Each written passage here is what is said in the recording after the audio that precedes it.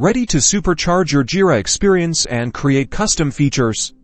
Let's dive into building your first Jira app using Atlassian's powerful Forge platform. First, head over to the Atlassian Developer Console. From there, you will create an Atlassian account if you do not already have one, which you will need to sign in. Then select the Create button to start a new project.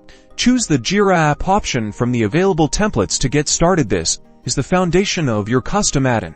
Next up, you'll need to customize the app manifest file. This file is the heart of your app, where you define the app's key information, such as its name, description, and how it will interact with Jira. Now, deploy your application using the Forge CLI. This involves a few simple commands to package and upload your app to the Atlassian cloud. Finally, install your newly created application. Navigate to the Manage Apps section within your Jira instance and locate your app. Install it, and watch your custom functionality come alive.